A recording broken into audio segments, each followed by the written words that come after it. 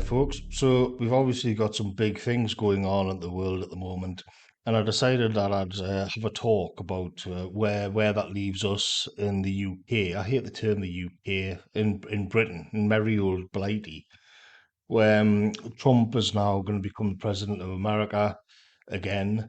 And of course, he doesn't get on very well at all with the Starmer regime.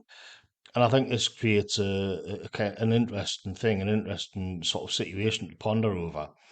But I first realized where like this schism which could happen uh, last week when I was watching the Joe Rogan interview Donald Trump, and Rogan offhandedly sort of referred to like we're all sick, all we get is this woke shit. And Donald Trump started nodding his head in agreement with it. And I realized that like this has been the dominant uh call it what you want, call it critical race theory or whatever, what we cultural Marxism, and now it's like the latest iteration is woke, whatever, the kind of identity politics of the left, this corporate HR ideology. And here you have like somebody who is not considered to be far right or some sort of reactionary or anything, just offhandedly just trashing it like that. It's just all this woke shit. It's just useless garbage. And of course, this is something that I think is now becoming undeniable, that people are just sick to death of it. People are just sort of think of it as being low status. It's like an irritating stone in your shoe. It's not something to be respected at all, and you can see that there's companies sort of pulling away their support for the policies in their corporations.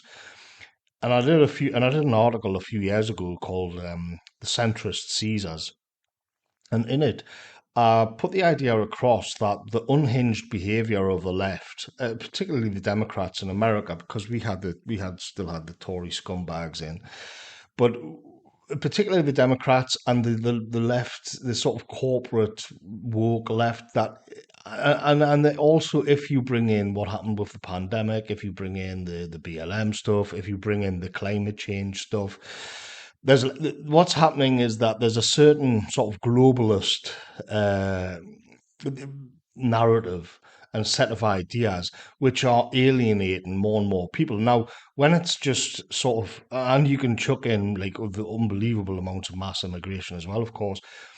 And at first, like this is just felt by mainly working class white people, but you can see that over time it's begun to alienate more and more powerful people, particularly regarding the Middle East. You know, when these kind of students and whatnot turned on Israel's policies, what it was up to with Palestine and all this, which could well be the whole turning point here.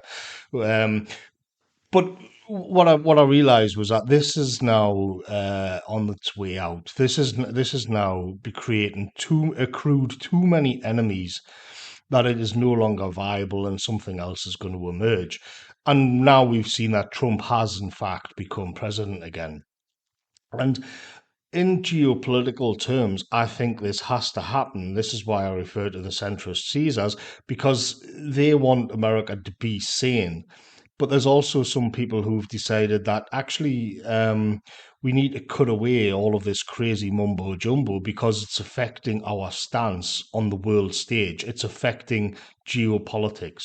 It looks stupid when we've got like woke generals standing there and all of these policies, and when we're not getting the best because other countries who aren't doing that are going to end up out competing America and the West in general.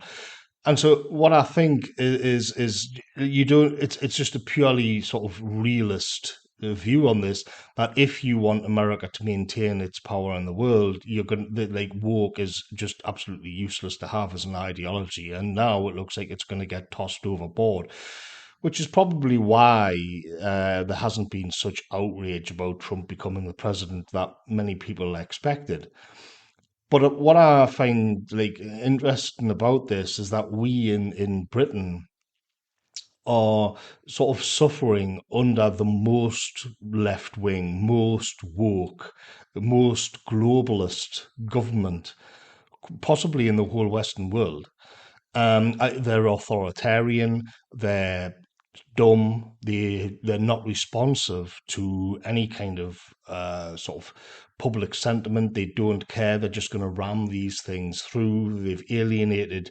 You can just run through it. You can go through the Southport thing where they've alienated all of the white working class. They've alienated the Muslims because of their stance on in Israel, and then they've alienated the pensioners because of the heating allowance. They're alienating farmers because of the inheritance tax. It's just endless. They just seem to have no sense of any kind of political realism or to do basic politics. They're just this kind of dumb, blunt cudgel. So this raises a strange situation, of course, because over the years, you can see this especially when you go back to about like 2019, 2017 type era, when Labour were in opposition, they really ran their mouths off about Donald Trump. David Lammy, of course, where there's calls now that he's going to have to step down because of how like outrageous these statements were about Donald Trump. And so you have this. I mean, I think there was one point Donald Trump said he was just going to declare war on the Labour government, and I find it very strange about how this is going to work itself out. So one of the things that I've been thinking about is that if you look at certain countries, um, if there's various scenarios, so I'm not going to sort of plant me flag on one scenario or another. But when you look at certain countries, like say North Korea or Cuba, there's something happens where you have a political formula. For example, in this case, it would be communism. You could even say Spain in fascist terms, but back in the day. But what you have is a regime which the main political formula itself is pretty much extinct. It doesn't exist anymore. The world has moved on, but certain regimes cling on and maintain that old political formula, and it leaves them in this kind of weird, precarious situation. It makes them sort of insular. And a bit of an outcast. It's as if they've been sort of they're stuck in amber or frozen in some kind of sheet of ice, which is exactly what North Korea is. North Korea is a kind of relic of the original Cold War, which is now it's kind of being thawed out and brought back for the Cold War now, the new one, which obviously plays in to where we are with the state of the UK, because another area where you can see there's this disagreement between London, so the Starmer regime and Trump, is on the question of Ukraine. What are they going to do there? And I find it interesting to think that is it going to be where Starmer bends the knee and where he goes along with, he kind of just betrays the base and just goes along with whatever the sort of Trump wants. But that would mean betraying his obviously globalist agenda, because Trump's going to throw all this climate change stuff. I've got a feeling that Trump will just junk all of that. All of the woke DEI stuff's going to get junked. There's going to be hopefully for the Americans, we'll see the policies on the immigration, the refugees, the deportations, and all of that. Um, so there's all these things which are going to happen, which are completely against everything that the Starmer regime stands for, and I'm not sure if they're going to actually be able to just turn and go along happily with that. And you think, what is their option then? Are they then going to betray all of their sort of globalist woke, ideals and lean into some sort of populism? I don't think that's actually going to happen. So I think what's going to happen is that they're going to double down. But by doubling down, they're going to be sort of disconnected from the main flow of where America is heading. And I think where America is heading is into this, what's been called hyper America, where they're going to onshore all of these industries.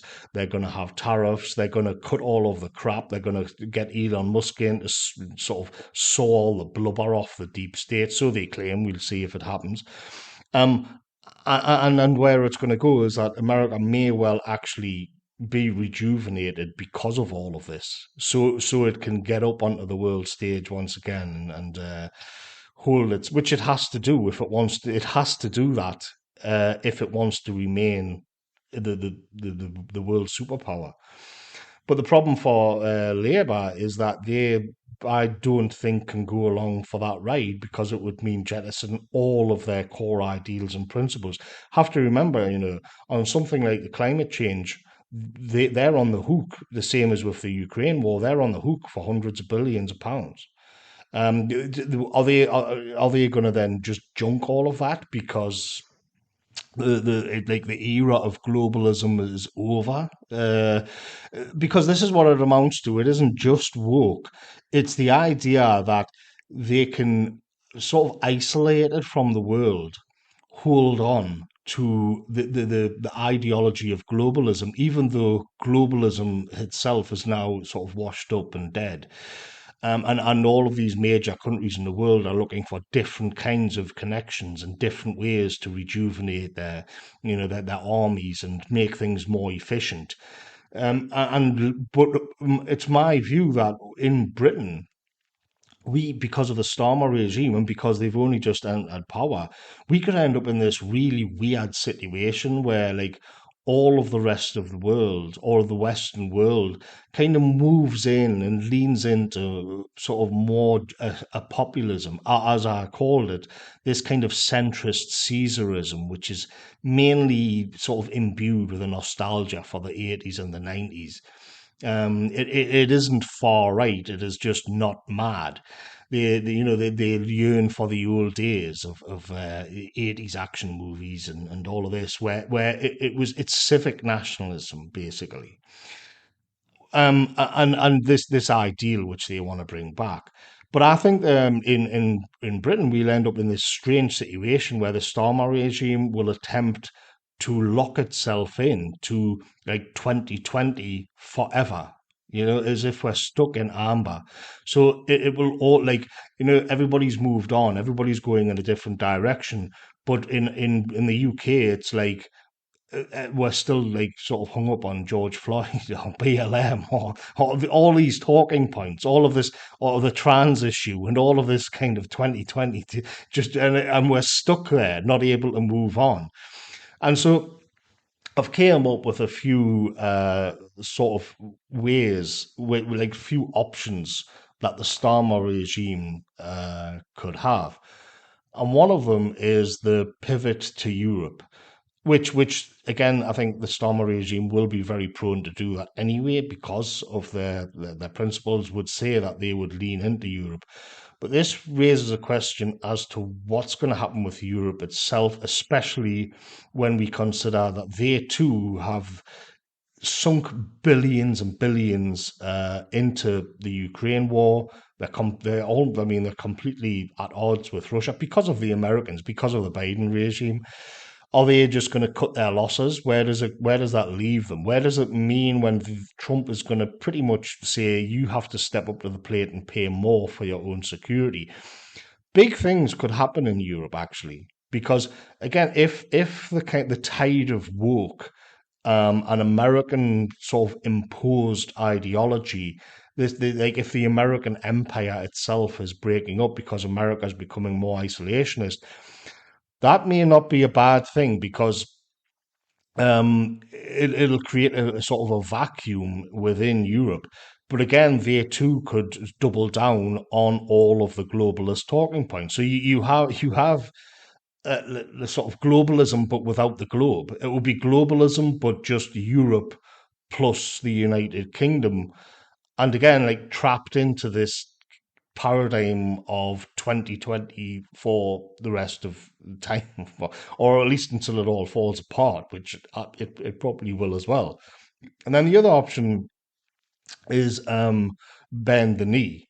So if they just go along completely with what the Americans want, they don't kick up a fuss, and this is a problem, especially when it comes to, say, the attitude towards censorship, Elon Musk and X and all of that, because they're going to have to just take all of the criticism on the chin. They're going to have to not be jailing people for social media posts, and when they don't do that, there's going to be. I mean, if they do allow free speech more than what we have now, then it's going to erode. It's going to be like an acid going through the completely incoherent set of ideals. It'll be giving a voice to all of these kind of pissed off and angry natives who have had enough of all this crap. So that even if they bend the knee, it opens up more problems for them, which, I'm fine with that. Then you've got the woke North Korea paradigm, which is that I think they will seek to impose, completely bizarrely, if you imagine something like the Agenda 2030 stuff, which by its nature is globalist because it's about the climate of the whole planet. It could well be that, like, the Labour government or Donald Trump, China, Russia, all of these, India, all of these countries just have got no time for all of this, but like the United Kingdom is still doing it. We're still, because they've already pumped so many trillions or whatever into reducing carbon emissions and all of this stuff. That even alone, or maybe with a couple of other European countries, but basically alone, we are just going to go into this absolutely retarded mode of putting ourselves into this kind of degrowth gulag for the sake to sort of reinforce this agenda and this ideology, which nobody else believes in anymore. Everybody's moved on. Everybody's changed their political formula, but we're stuck in 2020 forever. So that's actually what I would see, and this goes for the race stuff. It goes for the anti-white stuff. Imagine, like, where in America they rebuild the statue of Robert E. Lee. And even the Germans are beginning to, the AfD gets more powerful, and the Europeans are leaning more and more into a kind of Eurocentric populism, which is drifting away slightly from the American empire. And but like in the United Kingdom, we're like still stuck with BLM and all these speech codes and all of this, like where we become that kind of bit on the map, which is just dark. Into that's that. So that's essentially what implementing policies about, like, regulating chicken feed and all the rest, all the misery of it all.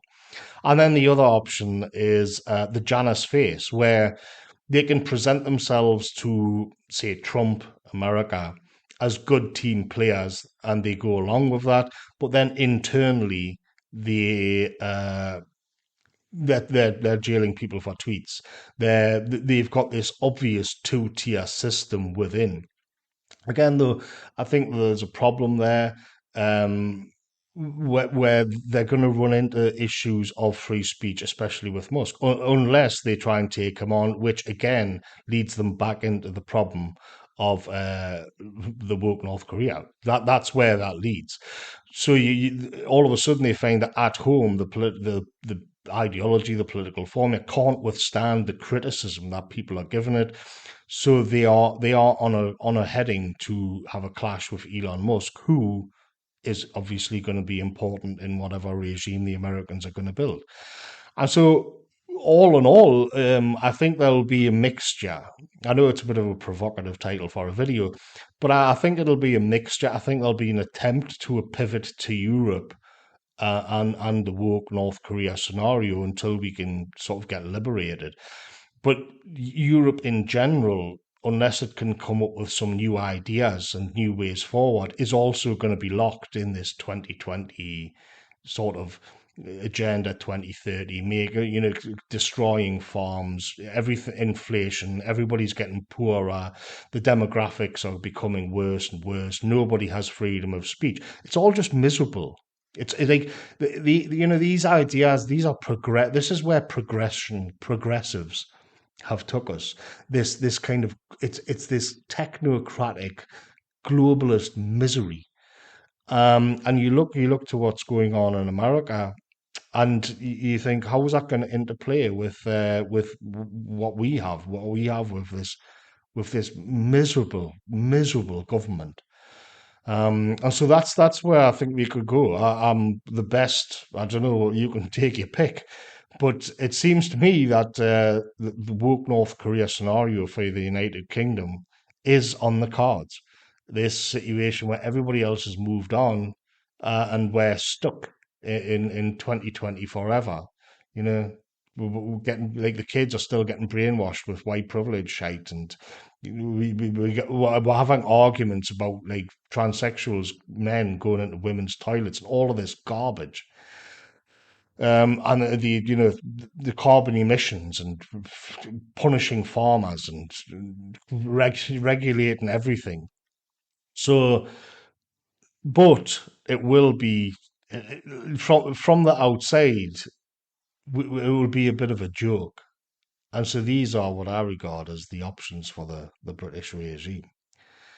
So thanks for listening, folks, and I'll catch you later.